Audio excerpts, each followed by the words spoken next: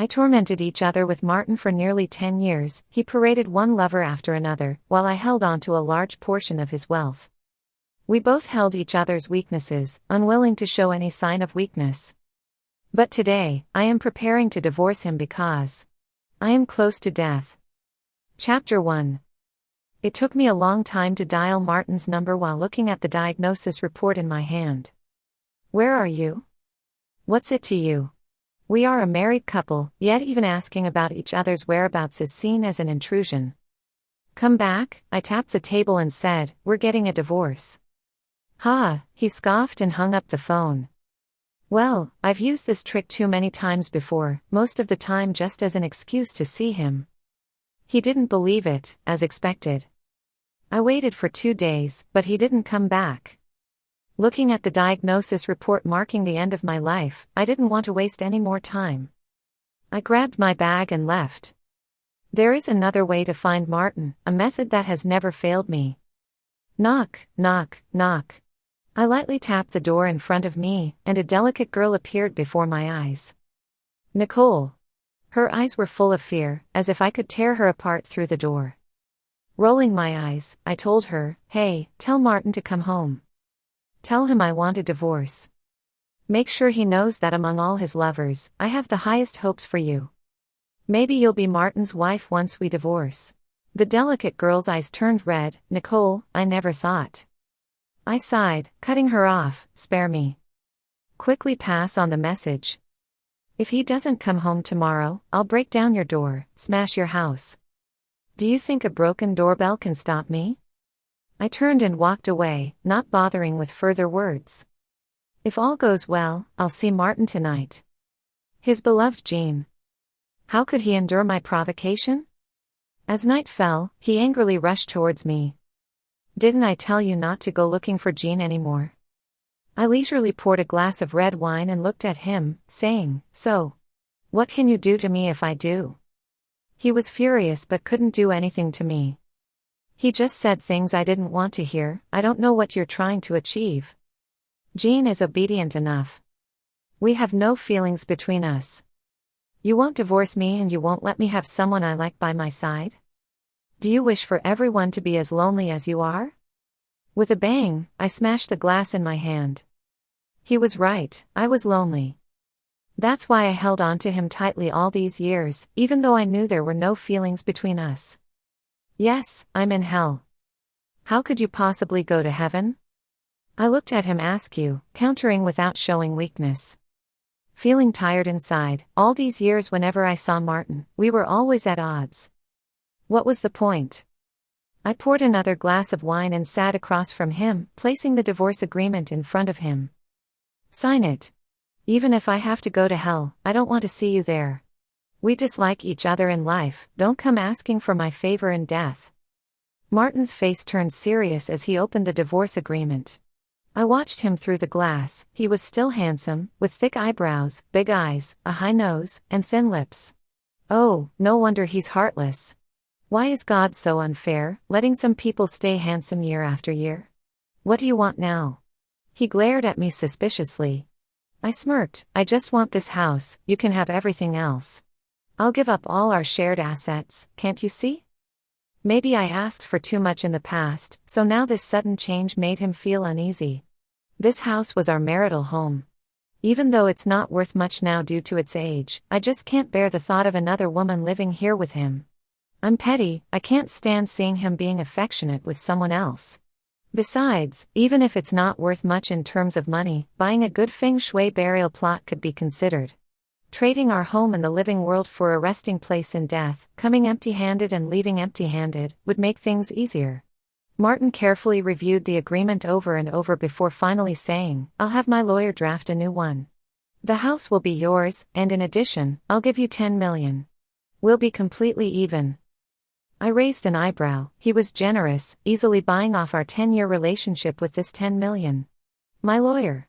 You don't trust mine, but I should trust yours. See, I couldn't talk properly with Martin anymore. Even as he was about to be set free, I couldn't help but take a jab at him. Feeling defeated, I softened my tone and said, fine, I agree. He took the agreement and headed towards the door. My assistant will bring the agreement tomorrow, you better sign it immediately. He had waited for this day for too long. I felt like he was going to wake up his lawyers in the middle of the night to discuss whether I was setting him up. I shrugged and said okay, the sooner, the better. He still looked at me suspiciously, adding a condition, I hope that once you have the money, you won't live in City C anymore. We should both have our own lives, right? Bitterness rose in my heart, so I briskly pushed him out and locked the door, out of sight, out of mind. Chapter 2. Martin's assistant, deserving of his high salary, handed me the agreement respectfully, addressing me as CEO Nicole. Yeah. My discord with Martin was well known throughout the company. Jean even blatantly sent him care packages, and Martin, being the jerk he was, actually had Jean appointed as my assistant to spite me. But she didn't stay long before going home, and Martin began divorce proceedings. I hadn't been back to the company, few still called me CEO Nicole. The young man before me was the only one. I flipped through the agreement and signed on the last page that night, CEO Nicole, can you take one last look? No need, there's nothing else to see. I handed him the agreement with a smile, tell your boss, Martin, not to be late to the Civil Affairs Bureau in a month. Don't waste my last moments. Yes, the young man politely bid farewell, and we walked out one after the other. Martin didn't want me to stay in City C, and I didn't want to stay here either. Returning to my roots, I wanted to go back home. I reached my destination smoothly, standing on the land of Green Valley. It's been almost 5 years since I last returned. I first visited the graveyard. Mom, Dad, Grandpa, Grandma, I've come to see you. Martin was right, I truly felt lonely. I sat down in front of the tombstone. My parents had a car accident when I was young, and after graduating from college, my grandparents passed away one after the other. I buried them close to each other for the convenience of offering my respects. I also bought a plot nearby for myself. 1, because I really miss you all, and 2. I feel like this spot has good feng shui, haha. I didn't sit for too long. The early winter weather was already turning cold, with tiny snowflakes falling, making my feet feel frozen. All right, I'll head back now. We'll meet again soon, and we'll have a proper chat then. I really need to talk to you both properly, to tell you what that scoundrel Martin has been up to these years. I brushed off my clothes while rambling, then turned and left the graveyard. It was time for school to end, and as I passed by Green Valley High School, I stopped there. The children in their school uniforms had smiles on their faces, as the happiest thing during school hours was the holidays, even if it was just a small weekend break. I stood at the entrance for a long time, then finally decided to enter the school premises. Hey, what are you doing here? The elderly guard at the school gate stopped me, and in a hurry, I said, the teacher is looking for parents, sir. I'm a bit in a rush, the teacher will be worried soon. Perhaps it was my slightly red eyes or my acting skills, but the guard eventually let me in. I breathed a sigh of relief, strolling leisurely around the school. Some students were sweeping the floor. A mischievous boy packed a snowball and stuffed it into a girl's arms, and she grabbed a broom and chased him in circles. I smiled at them, feeling like if I blinked, I could see my younger self. And the younger Martin. Shaking my head, I walked towards the teaching building, following my memories to find Class 5 of Grade 12, which was on the first floor. The classroom was empty. I gently pulled the door lock, and with a click, the door opened. Step by step, I walked into the classroom, as if I could capture old memories through the musty air. I counted, sitting in the same spot where I used to sit back then, burying my head in my arms. 1, 2, 3. This was my trick back in school. Whenever I counted to 3, Martin would appear before me. I lifted my head, and the radiant young man stood by my desk, extending his hand. Nicole, let's go home. The most dazzling sunset of the day cast its golden light on him. 1, 2, 3. I opened my eyes, the dream shattered before me. I sighed, dispelling the unwarranted fantasies in my mind, got up, and walked out. Before leaving, I turned back one last time. In the silent room, the young girl smilingly held hands with the young man. In a blink, it all dissipated like bubbles. It was all irretrievable. Chapter 3. I stayed in Green Valley for a month. Winter came swiftly in Green Valley, and when I set foot on the land of City C, I even felt a rare warmth. "Why did you take so long?" Martin's expression wasn't very pleasant. I lazily yawned, shot him a look, and walked inside. "What's up? Divorced and still bringing a girlfriend along? Are you married there too?" I looked at Jean standing behind him, looking timid, and felt annoyed, my words laced with sarcasm. "Mind your words. Jean isn't feeling well today, I need to take her to the hospital soon." I rubbed my hand, feeling even more irritated inside. "Oh, sure, go ahead, take her for a checkup. I'm not in a rush, I can wait." Martin reached out to pull me. "Hurry up, don't be reluctant." I stubbornly stood still. "Are you still forcing me? Aren't you embarrassed to make a scene in public?" Jean started crying behind him again, whispering, "Don't fight, don't fight." I felt nauseous. "Martin, if you hadn't treated me so badly, I would have married you right away. Now, either you knock me out and take care of this with you, or you get lost." Martin's face turned red with anger, he glared at me fiercely and pulled Jean away. Feeling a surge of anger, I thought carefully, bought a baseball bat nearby, felt its weight, then immediately took a taxi to Jean's place. I called a locksmith and contacted the property management. "Who is the owner of this house?" The property management respectfully replied, "CEO Martin." I smiled as I showed my marriage certificate. "This is our shared property as a married couple. Could you please open the door for me?" The locksmith swiftly opened the door, and I sent them away before stepping inside. Martin liked taking photos with her, although he didn't smile much, there were many. After we graduated, Martin was always busy, so we rarely took photos together. It started with sleeping back to back, then separate rooms, and eventually, we lived apart. That's when I realized our relationship was falling apart, as Martin started bringing different women to his place. I walked around and lightly shattered a purple jade ornament, which my grandmother liked before she passed away. I had originally bought it to give to her. Who would have thought that fate would be so unpredictable, and she didn't survive that winter. I wondered why I couldn't find it. It turned out Martin had taken it to please his lover. "Hey," I no longer hesitated and swung the stick in my hand, making a whooshing sound as I quickly smashed everything in the room to pieces. Perhaps I used too much force. Drip, drip, liquid started falling on the floor. I wiped away the blood, met Jean's surprised gaze, and Martin's angry eyes. "Nicole. Gross." I pretended to vomit. "Don't call my name, just hearing it makes me sick." Pointing the baseball bat at Martin's chest, I said word by word, "Tomorrow, we meet at the Civil Affairs Bureau." I had enough. I didn't want to maintain this marriage for another day. "Nicole, I've tolerated you for too long." Martin's forehead veins bulged as he pressed me against the wall. My nose started bleeding again. I pushed it back. "What's wrong with you?" Martin loosened his grip, and I stepped back easily. "I'm irritated, watching you with your mistress." I rested the baseball bat on my shoulder. "Martin, I've tolerated you for too long. Get divorced quickly, go your way, I'll go mine. Let's never see each other in this lifetime. In the next life. Let's not meet again." It hurt too much, really. Too much. Learning from the last incident, Martin came alone the next day. We didn't exchange a word, we signed immediately. With a press of the stamp, we finally got that divorce certificate. Martin didn't say a word more, he turned around without looking back. I watched his back for a long time, suddenly remembering a winter night long ago when he handed me a warm hot water bottle, saying, "Nicole, you go first, I'll watch you leave." Such warm hands, such passionate eyes, those cold winter nights weren't so cold after all. Exhaling a warm breath, I wiped away tears and got into the car leaving City C. "Martin, we probably won't see each other again." Chapter 4.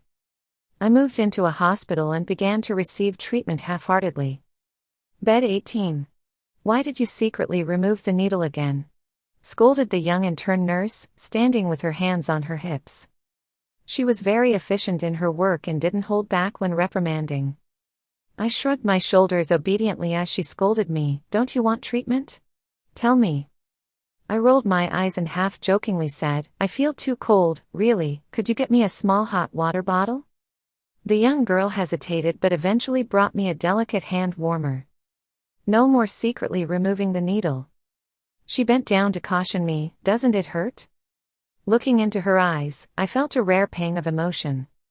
It had been a long time since someone asked me if I was in pain. The ones who cared about me were no longer in this world. "Not at all, not at all, thank you, Nurse Grace."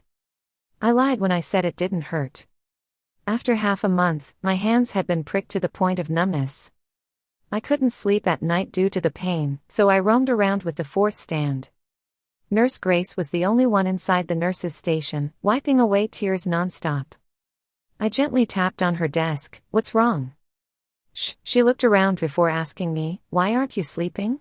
Pointing at the fourth stand, I said, "Can't sleep, so I'm wandering around."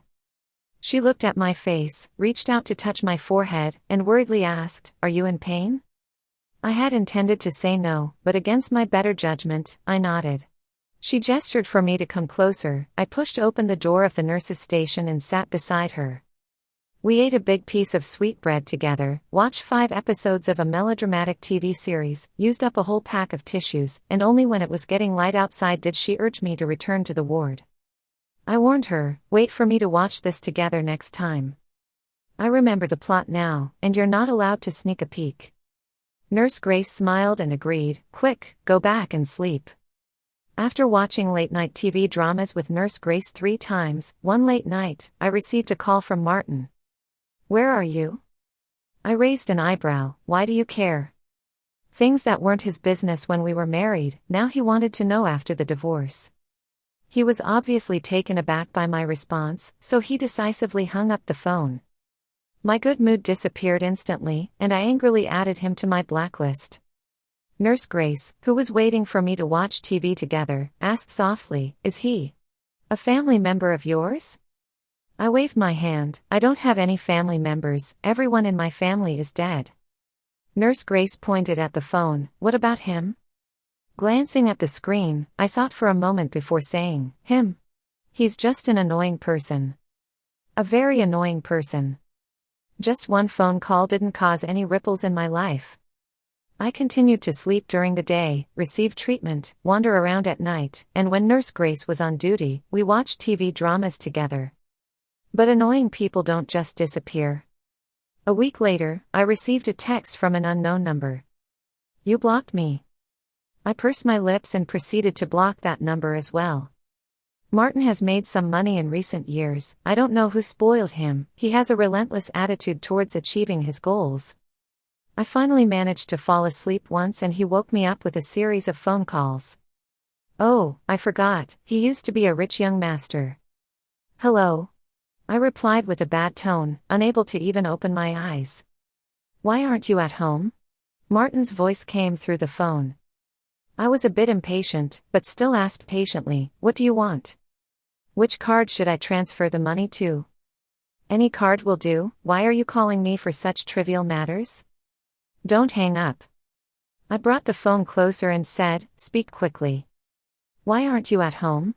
He started with some nonsense, but I had a sudden thought and asked, "Are you at my place?" "I advise you to come out quickly. I've listed this house with an agent. Someone might come to view it at any time. Hurry up and get out of the way of my money." "You're selling it?" His voice raised a few decibels. "You're selling this house?" I suppressed my impatience and said, "Not selling it to leave to my child. Stop the nonsense and get out quickly." "Where are you?" he asked with some seriousness. "None of your business." I lost my patience and immediately hung up, blocked, deleted the message, and then couldn't fall asleep no matter what. I tossed and turned until dawn, cursing Martin in my heart a million times. Chapter 5.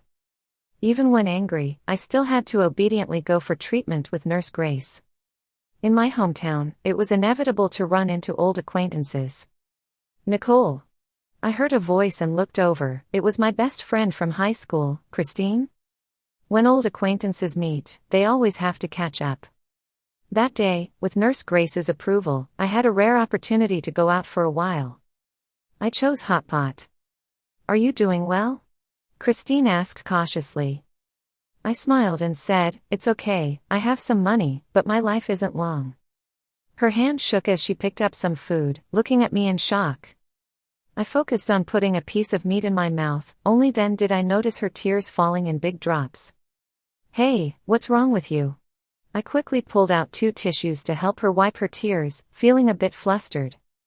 What illness? I waved my hand. An incurable disease. It's nothing, I won't die right away. Looking out the window, I said, I want to die on a sunny day, winter is too cold. Are you still with Burton? When she mentioned Burton, her eyes dimmed slightly, and she quietly said yes. I didn't try to persuade her. Not everyone needs to figure things out in this life, it's enough to live happily. Can I ask you for a favor? I stomped my foot after we left. Go ahead. Don't tell anyone you've met me, and if you have time, come and visit me more often. It might be the cold wind blowing. Her eye sockets were red. Doesn't Martin know? Yeah, we're divorced, he doesn't need to know. Christine stopped talking, and we both looked ahead in silence. When we were in school, Martin and I were a very affectionate couple, while Christine was chasing after Burton. The north wind howled. Even though we had good times, they were fleeting. Back in the ward, because I didn't follow the dietary rules, Nurse Grace caught me and scolded me severely. I obediently listened and promised not to make the same mistake again. She persisted and took a pair of scissors to cut my hair, but I firmly resisted. We argued for 2 days. It's just a meal out, can't I just not go again in the future? Why do you have to cut my hair? I reasoned. Nurse Grace explained to me, you're starting chemotherapy, and you'll lose your hair, it's better for us to cut it off.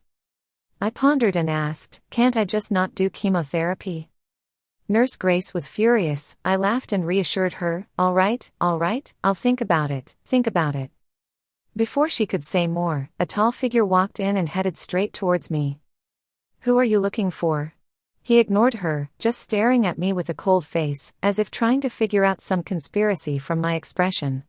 Looking for me, Grace, let go of my hair and go to work. She frowned at the man, then looked at me and whispered, let me know if you need anything. I nodded and escorted her out. Turning to Martin, I asked him, don't you have to spend New Year's with Jean? Valentine's Day, Christmas, New Year's, Jean always had various reasons to take Martin away. For a while, I even detested all kinds of holidays, they made me feel even more lonely. Eventually, I got used to it, thinking it's not bad to be alone, and then he would come to annoy me again. What kind of trick is this again? My heart sank. Even if you're used to sharp knives, it still hurts when they tear open wounds.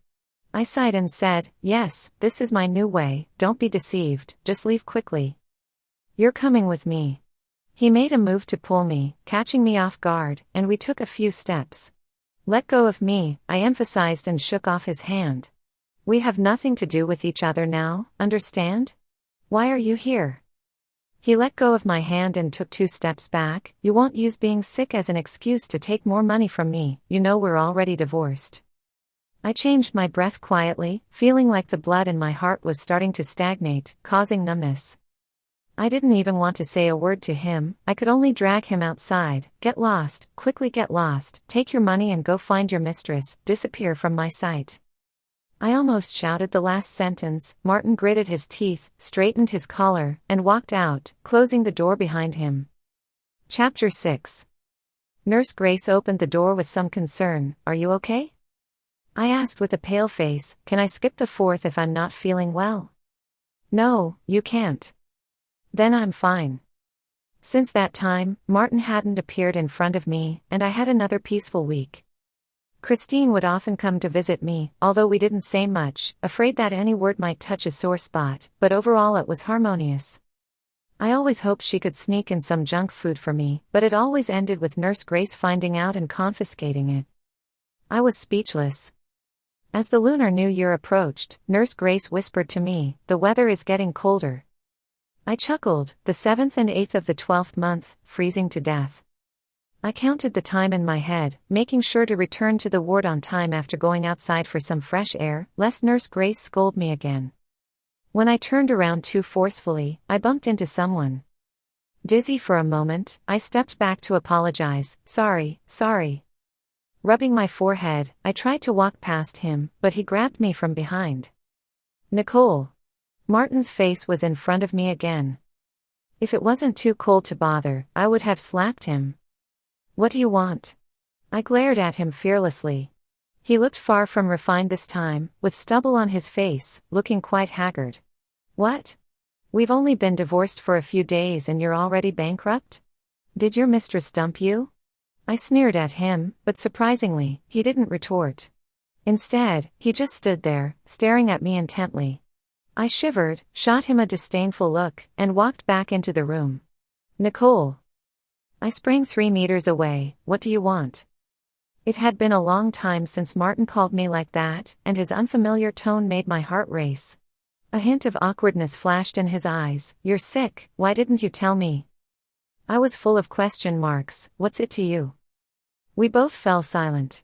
At the very least, we have the bond of marriage. I coldly hummed and looked at him. Stop talking about marital bonds. The biggest regret of my life is having feelings for you. Let's stick to what we agreed on at the beginning. I'll leave C-City, you live your life well and don't come bother me. I turned and walked away, but Martin didn't leave, he just followed me. Not sure if it was because I saw Martin frequently, I couldn't sleep well at night again. I checked the calendar and saw that Nurse Grace was on duty today. I decided to walk out with the 4th stand. As soon as I opened the door, I was startled by the huddled figure on the bench to the left. I cautiously approached and under the moonlight, I finally saw that it was Martin's face. I kicked him awake without any politeness. What are you doing here? He groggily woke up, not looking upset, just staring at me and asking, where are you going? Are you feeling unwell? With a lump in my throat, I replied irritably, you vanished from my sight, I'm not comfortable anywhere. He touched his face and said, I'm not leaving, I've finally found you. What do you want from me? He didn't speak, and I didn't want to stand there arguing with him. Hurry up and leave, or I'll report you for occupying public resources. Leaving these words behind, I excitedly ran over to watch TV dramas with Nurse Grace. During the commercial break, Nurse Grace approached me and said, that person stood in front of your door for a long time today, just watching and not going in. I figured that when I pushed him away while napping in the afternoon, I thought he had left, but who knew he had come back? Ignore him, he'll leave in a while. The warmth of home, the thriving company, I only had cold words for Martin, someone who only cared about himself wouldn't stay too long. He came to access your medical records. I pursed my lips and didn't say anything. I didn't give them to him, but others might. He said he's your husband. I got anxious all of a sudden. This is a misunderstanding that needs to be cleared up. We're exes. Ex-husband and wife. I don't know if he came to see me out of concern or to covet the property he wants me to share with him. Nurse Grace immediately became alert, looking behind me defensively. What are you doing? I turned around and was almost scared to death. What are you doing following me? Martin's face darkened as he said, it's not about money. I sighed deeply and looked up at the ceiling. If it's not about money, then what else could it be? I could only take him back to the ward, sitting cross-legged on the bed to talk to him. Chapter 7. You win, okay? What do you need me to do? How much money do you want? How much? Martin remained silent, placing my hand under the blanket, reaching out to hold the 4th tube, and smiled at me. Let's sleep for a while, okay? Don't be like this. I waved my hand at him. Let's do this. You write up the transfer contract for me to sign, then you get lost, okay?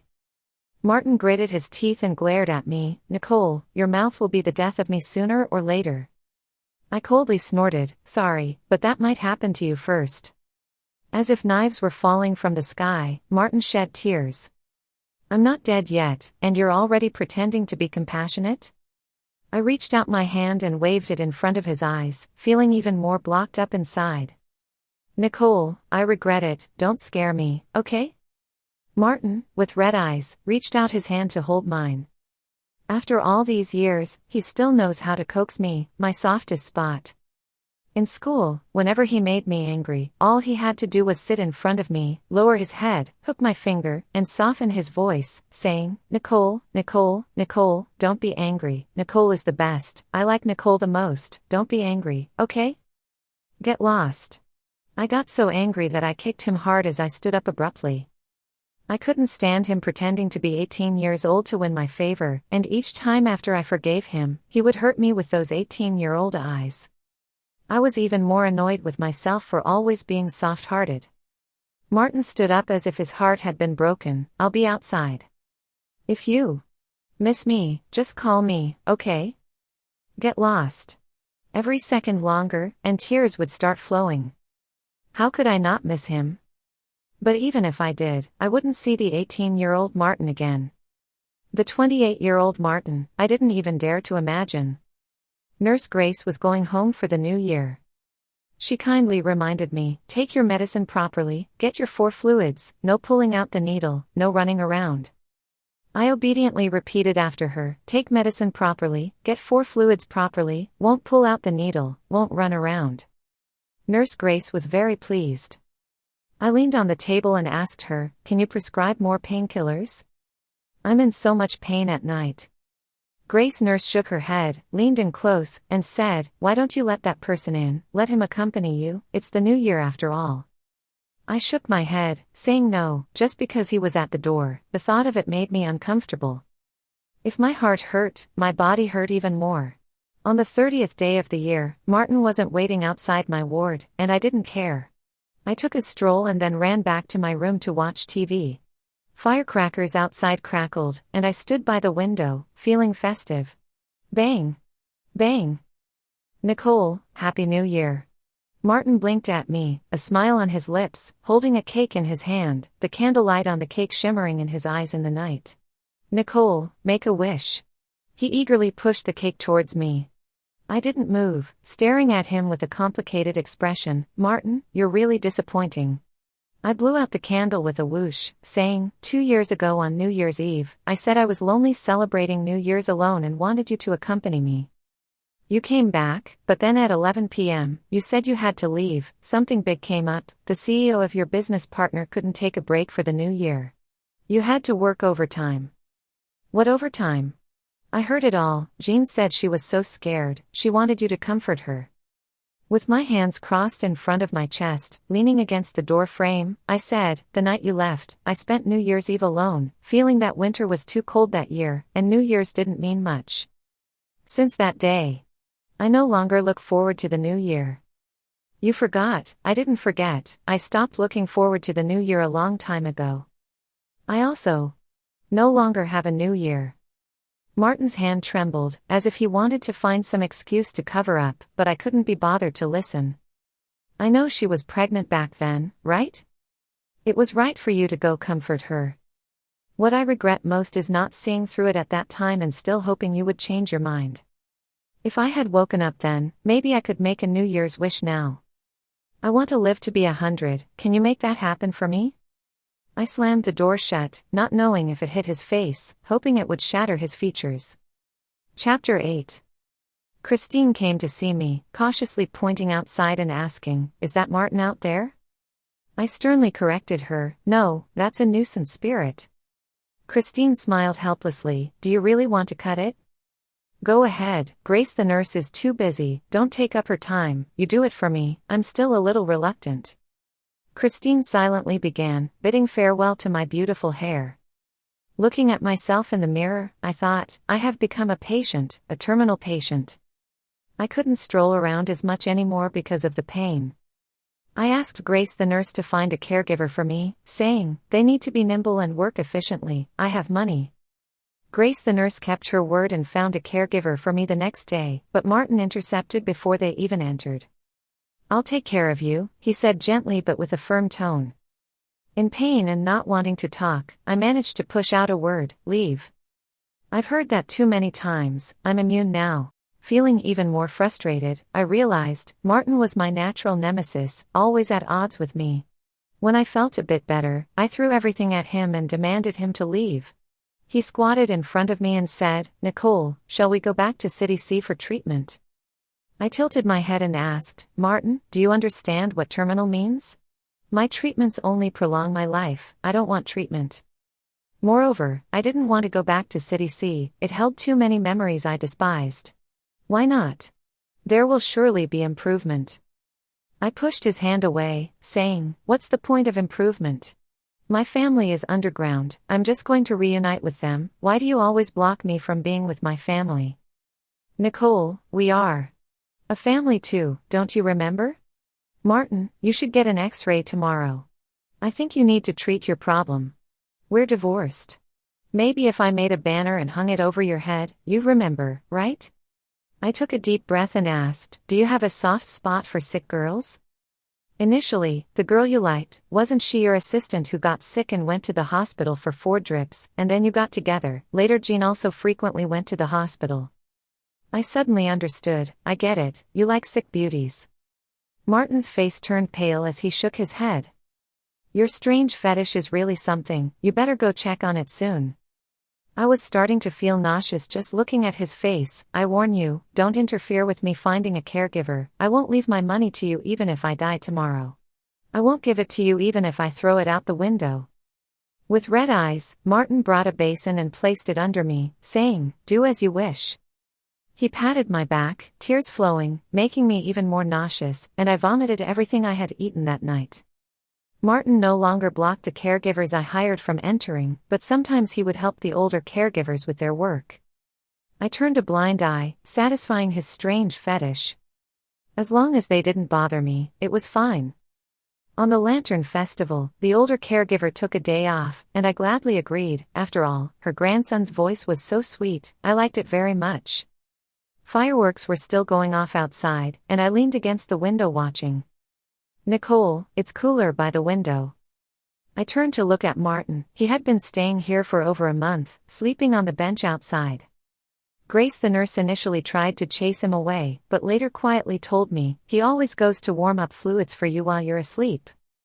I feel bad for chasing him away. Martin, shall we go out for a walk? The Lantern Festival was different. When we were young, on this day of the new year, Martin would sneak out of his house, hold my hand, and take me to the snack street behind the school, using his New Year's money to treat me to delicious food. With a prominent family background, Martin always had to sneak out from various gatherings, appearing in front of me dressed in a little suit like a prince. This day was the one I looked forward to the most in the entire year. I once asked him, what if your family doesn't agree to us being together? Martin laughed heartily, embracing me gently, saying, Nicole, then we'll elope, just like now. Indeed, Martin's family wanted him to marry a girl of equal social standing, not an orphan without any relatives like myself. He firmly refused, and on a particular Lantern Festival, he took me away from this city. I will never forget that year on the bumpy train ride, lying in his arms, saying, I have no family left, Martin.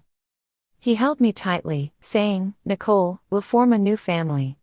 I'll be your family. The warmth of his hand that year as he held mine, the excitement in my heart that felt like it would burst out of my throat, I always remember. Promises echoing in my ears, now everything has changed. We did so much for each other, how did we end up like this today? I couldn't understand, so I stopped trying. I want that. I pointed to a grilled sausage and said to Martin, Nicole. He looked hesitant. I pouted and walked over, ready to buy it myself. Fine, I'll buy it for you, just stand here and wait for me, it's smoky over there, don't go. I took a satisfying bite, feeling the nostalgic sensation of my youth. Then I directed Martin to buy me candied hawthorn, fish balls, and shaved ice.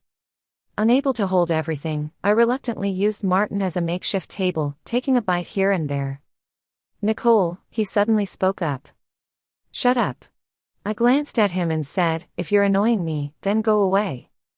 Nicole, eat a little less, his voice choked up. As I looked up, I could only see his slightly red eyes. Why are you crying? Are you here just to see when I'll die?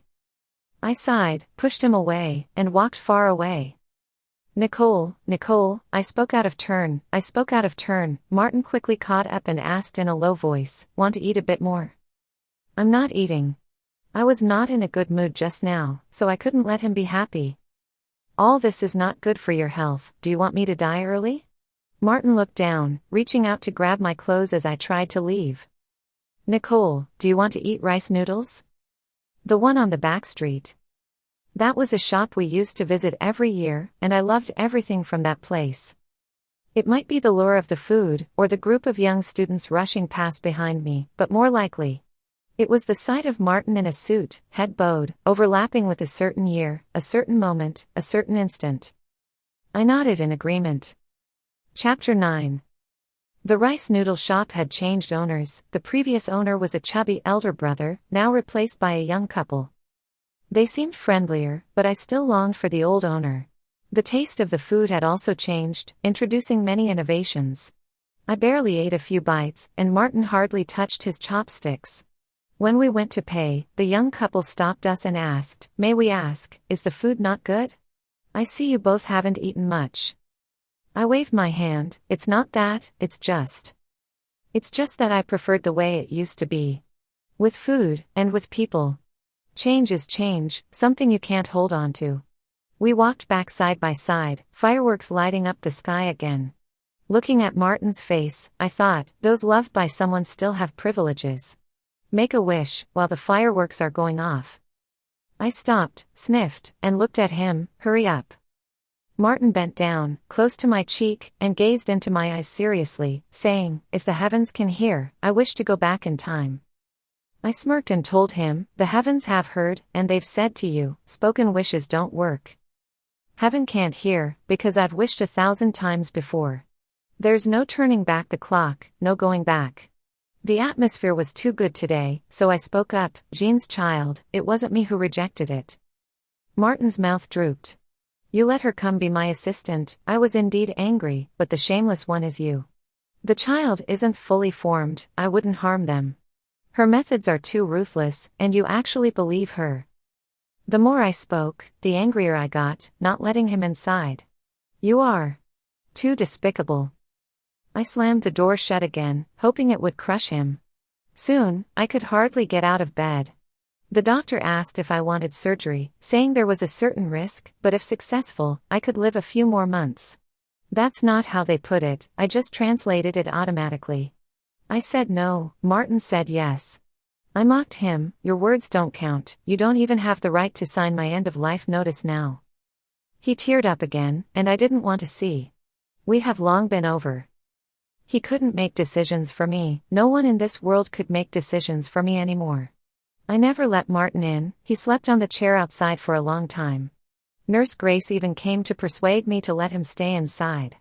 I was shocked, "But you're on my side." Grace nurse smiled and said, "Yes, but didn't you secretly tuck him in with a blanket?" Who loses the city first? I lose the city first. I still didn't let him in. I told Nurse Grace, "This is my only insistence. As life nears its end, if there's any hope left to speak of, it's just wanting to be a little more worthy of myself. I can't forgive him, that makes me feel ashamed of myself." Since Martin couldn't come in, he started sending me flowers. I love white roses the most, and he would order a large bouquet for me every day. After fiddling around for a while, I smiled and told Christine, "When you come to my grave, bring these flowers. I'm not very fond of chrysanthemums." It took Christine a while to agree. The next day, Martin changed to pink roses. I thought so, indeed, Christine is a little trickster. She's a spy for the enemy. But I didn't say anything. The pink roses also suited my taste. I couldn't sleep well in the middle of the night, always seeing a blurry figure sitting at the edge of the bed. I pondered, could it be that my body was so weak, or that my departed family had come to take me? It wasn't until the person grabbed my hand and spoke, "Nicole, I was wrong." "Oh, it's Martin?" Martin's tears were as warm as the temperature of his hand, a person so indifferent yet with a burning body temperature. I closed my eyes and went back to sleep. I told him it was too tiring to argue and that my sleep was more important.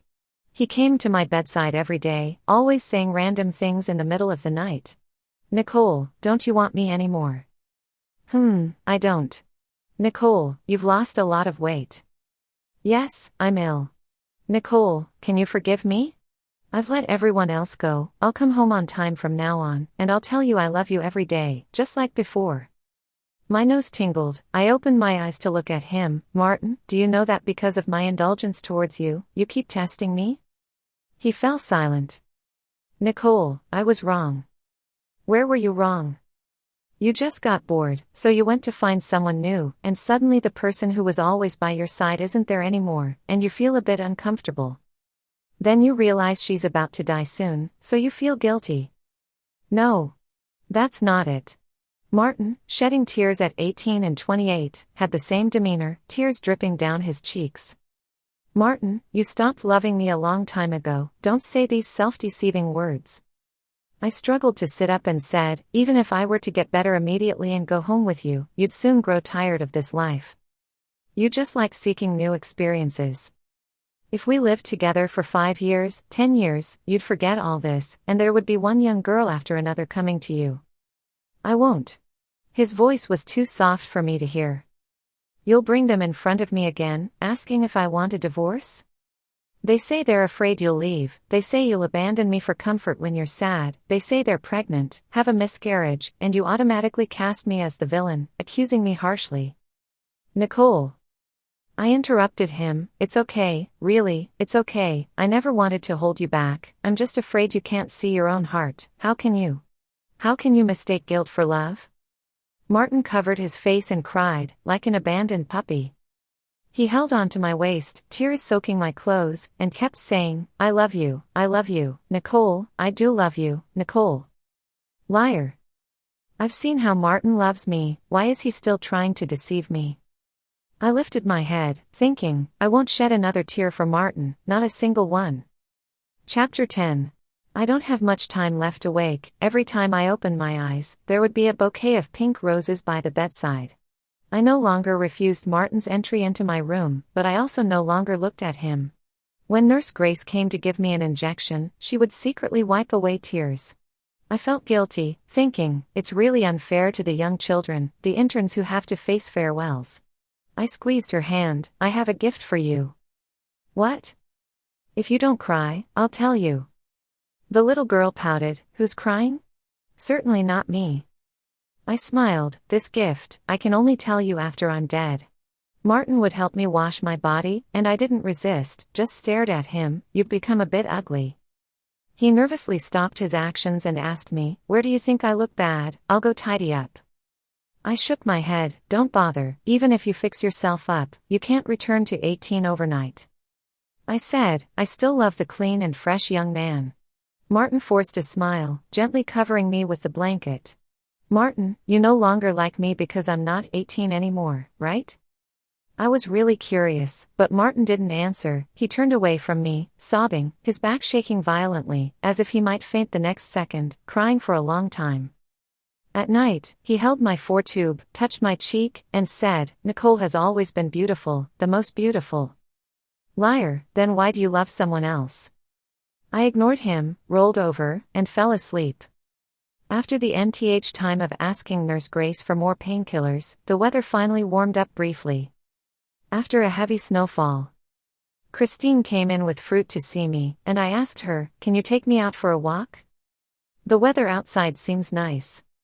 She looked around, where's Martin? I said, he went to buy flowers. Christine smiled, still put on me a thick coat, and pushed me out the door. When passing by the nurse's station, I saw Nurse Grace, waved to her with a smile, but she lowered her head and shed tears. I asked Christine to get me another coat and wait for her in place. The TV series isn't finished yet, Nurse Grace said with red eyes. I laughed, 300 episodes. I've already watched 298 of them with you. There are still 2 episodes left. She was telling me she wanted me to come back. Just watch the remaining 2 episodes yourself, make sure you finish them. I told her I was going to a new world. I probably know that this is commonly referred to as the last burst of light. Before Nurse Grace could say anything else, I waved my hand at her and said, Nurse Grace, be happy, okay? Such a kind child, she must live the rest of her life well. Christine pushed me downstairs, and I asked her to stop in a warm sunny spot. The early spring sun was warm, and lazily I asked, Christine, did you tell Martin the first I'm here? Christine hesitated for a moment, then bent down to ask me, do you want some water? I smiled, it's okay, it's okay. Burton is getting married, right? This time she didn't stay silent, yes. What do you think? Her gaze shifted far away, her voice sounding like it was carried by the wind, I don't know. I nodded and didn't say anything more. Chrissy, I suddenly spoke up, calling her by her nickname. Christine's body stiffened sharply, her eyes turning red. Chrissy, do you remember when we were in school, what wish did we have? Christine tugged at the corner of her mouth, thought for a moment, and said, I wanted to be a baker. Back then, we loved desserts the most, and hoped to make the best desserts, making everyone who tasted them happy. Such a simple wish.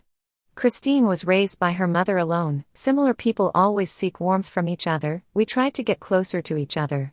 The snow on a cold night will be melted by the warm sun. Martin is the brightest light in my life. Nicole. Nicole. Nicole.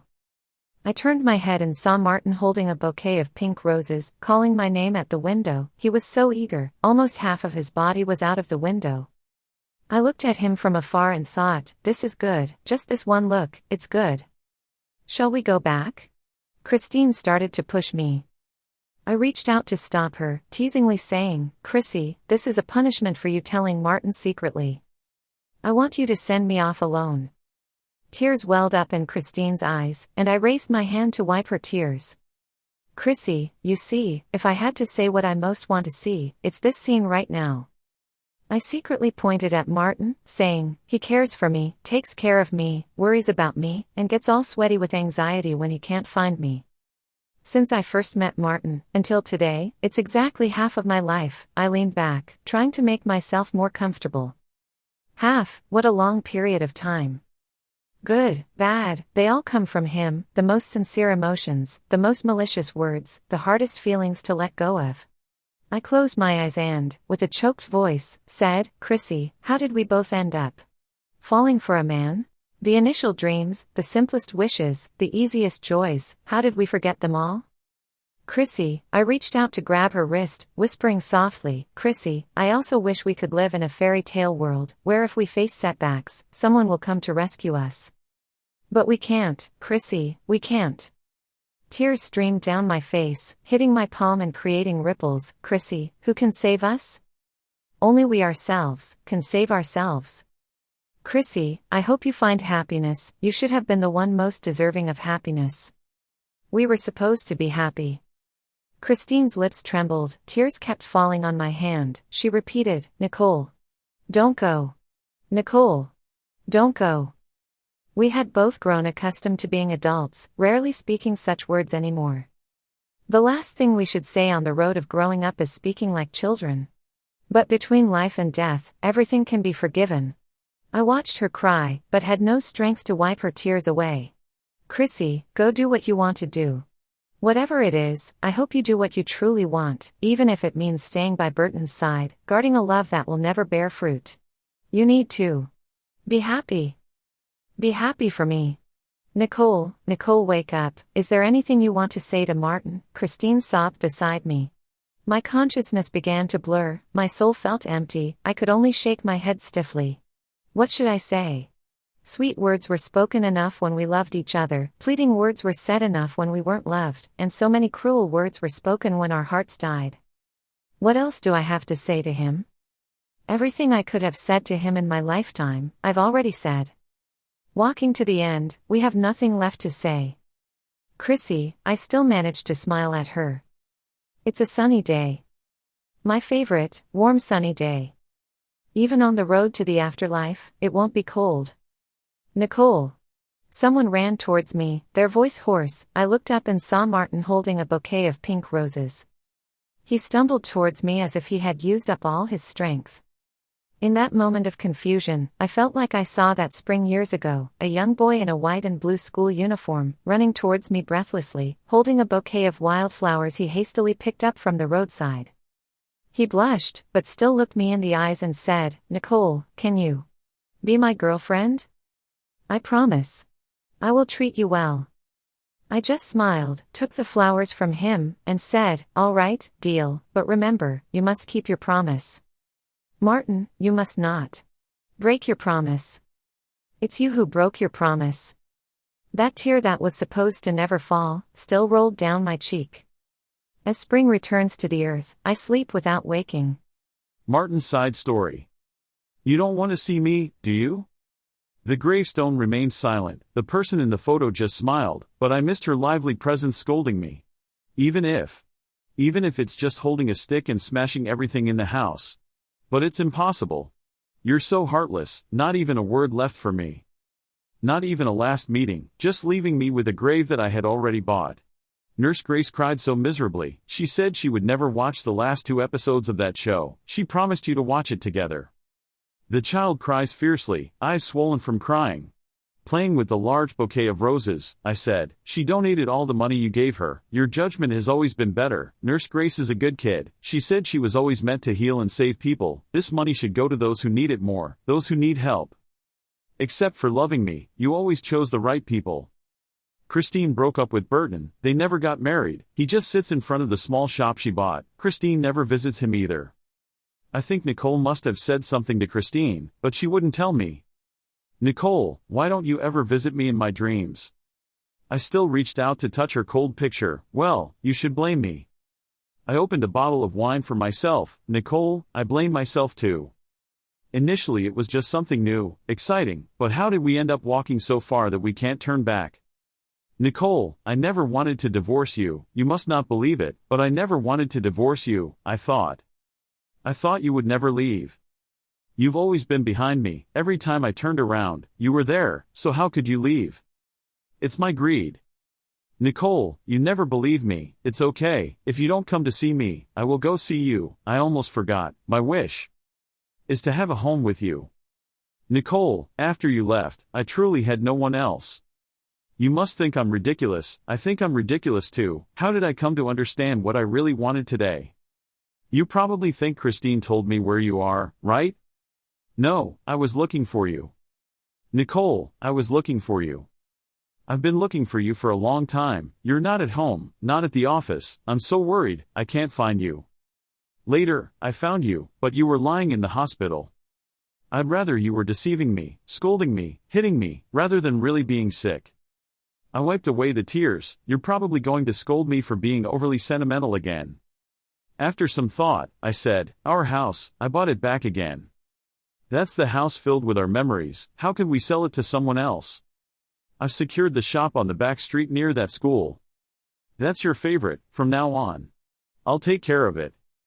You'll definitely scold me. It's okay. I even dream of being scolded by you. Suddenly remembering the pastries Christine made in my bag, I quickly took them out and arranged them neatly.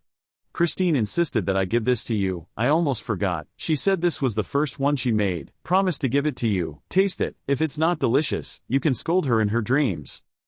Nicole, I miss you so much. Could you visit me in my dreams too? I covered my eyes and thought, you probably wouldn't want to. Fine, then I'll come find you. Postscript. After much consideration, Christine decided to bury Martin's ashes next to Nicole. The weather is getting cold, you should go back soon. Burton stood beside her, holding an umbrella, speaking softly.